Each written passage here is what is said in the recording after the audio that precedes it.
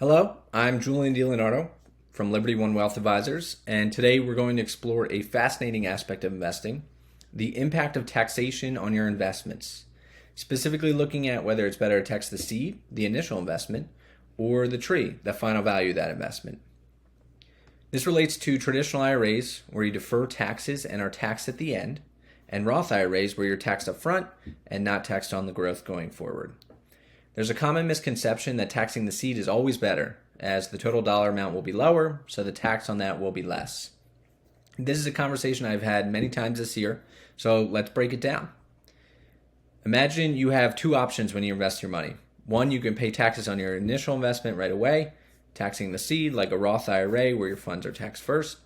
Or two, you can wait and pay taxes on the end amount and allow your investment to grow up to that point. That's taxing the tree, like a traditional IRA, where you're taxed at the end when you pull the funds out. So please excuse my rudimentary Excel sheet. We're just going to keep it simple. On the left column, you're taxing the seed. On the right, you are taxing the tree. In both scenarios, we're assuming a 5% rate of return, right? You're investing in treasuries, and you're taxed at 20%. So in the first, you start with $10 million. You're taxed up front at 20%. So you are investing $8 million. You allow it to grow for 5 years at a 5% rate. You end with $9,724,050.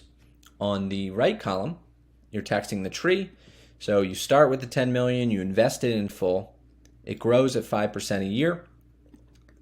So you have $12 million that you then have to tax at that 20% rate. You end with $9,724,050. So surprisingly to some, if we keep all other factors the same, like the rate of return and the investment period, the final result is the same. Whether you pay taxes at the beginning or at the end, your effective returns will equal out if your tax rates and returns, you're invested the same, stay constant. If you're thinking about Roth conversions, that is converting funds from traditional account to a Roth account and paying taxes, the core focus should be on your current tax rate and the expected future tax rates. According to the U.S. Bureau of Labor Statistics, the median income of American workers is usually highest between 45 and 54. So these would be years where it's extremely beneficial to defer taxes, right? Because you're in the highest tax rate, you want to pay them later when you're in a lower tax rate. Many new retirees we serve may be delaying Social Security to maximize their benefit during these years. So if they retire at 65 and are taking Social Security at 70 to maximize their benefit, it can be extremely beneficial time to initiate those Roth conversions. That is converting funds from traditional to Roth, paying the taxes. Because a lot of times their total income may be between $0 and $50,000. They're an extremely low tax bracket.